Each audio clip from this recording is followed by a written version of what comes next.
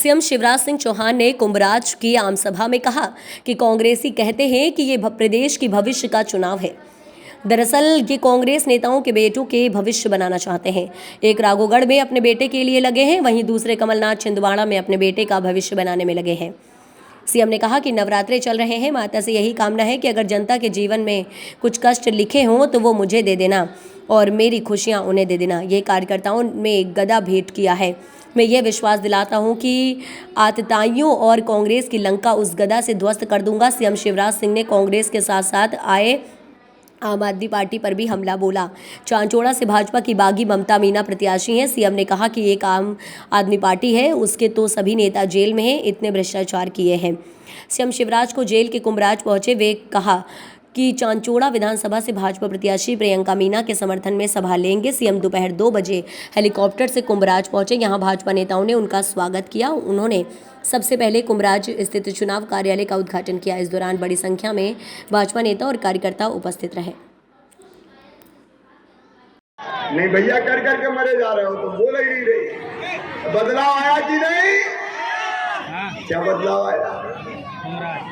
एक बहन मुझे बोली, भैया आजकल तो सास बहुत प्यार से बोलती है, बहू कैसी हो? और कहती रोटी में घी चुपलो रे बहू की। एक बहन ने मुझे कहा कि आजकल तो हमारे साहब भी बहुत अच्छा बोलते हैं। कहते गुड्डू की मम्मी अच्छी तो हो, पैसा आगे कि नहीं आए? एक बात मैं बहनों को बताऊं, भाइयों को, पैसा इज्जत बढ़ाता है, ये सच्चाई है, सच्चाई। पैसा सम्मान बढ़ाता है। अच्छा कोई गरीब आए और वही पैसा वाले हो जाए तो कहते सेठ लकीराम की पधारिए। मेरी बहनों, पैसा इज्जत बढ़ाता है और तुम्हारे भाई ने तुम्हें पैसा नहीं दिया, तुम्हारा मान दिया है, तुम्हारा सम्मान दिया है। मेरी बहनों, तुम्हारा सम्मान दिया है। ये सम्मान कभी कम नहीं होगा। और इसलिए बहनों और भाइयों, ये हमें भारतीय जनता पार्टी की सरकार अभी आगे और तय किया है। प्रधानमंत्री आवास योजना, प्रधानमंत्री जी की कृपा, उन्होंने आवास योजना बनाई, लेकिन कई लोगों के नाम आवास योजना में रह गए।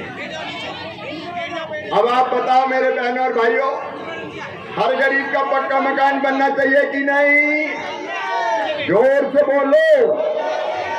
और इसलिए हमने बनाई मुख्यमंत्री लाडली बहना आवास योजना। देवी माँ की कृपा ऐसी है कि मेरे पास पैसे की कमी नहीं है, जनता के लिए पैसे की कमी है।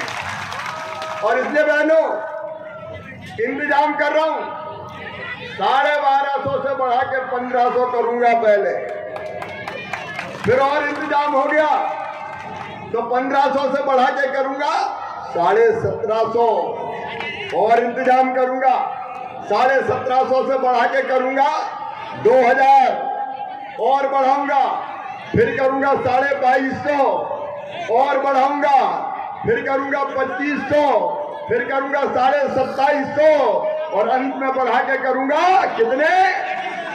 अरे जोर से बोलो, 3000 रुपया करूंगा। सारी दुनिया सुन ले।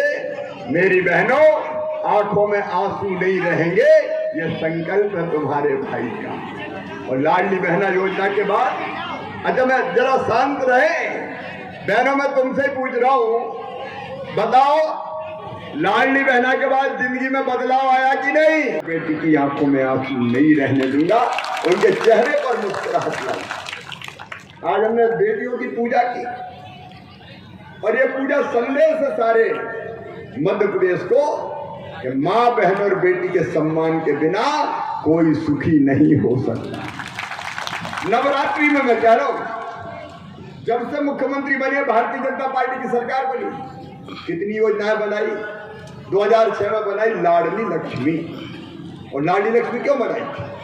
लाडली लक्ष्मी इसलिए बनाई थी कि बेटे ज्यादा पैदा हो रहे थे, बेटियां कम पैदा हो रही थी। और कई बार तो कोखई कतल खाना बना दिया लोगों ने। बेटा आए तो आने दो, बेटी आए तो कोख में ही मार दो। मुझे लगा कि जब तक बेटी बोझ लगेगी तब तक ये दुनिया वाले बेटी को पैदा नहीं होने देंगे। और इसलिए हमने तय किया कि बेटी को वरदान बनाएंगे मध्य प्रदेश की धरती पर बेटी लखपति पैदा होगी, इसलिए लाडली लक्ष्मी योजना बनाई। इसने योजनाएं और बंद कर दी थी मेरी।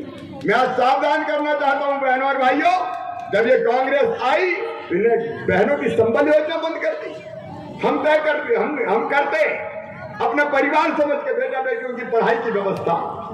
पढ़ाई के मामले में देखो मेरे भांजे भांजी जरा जरा से गाँव करता हूँ दौड़ते, मामा ओ मामा, उनको वोट पता ही नहीं है वोट क्या होता है, दौड़ते हैं लेकिन है मामा ओ मामा।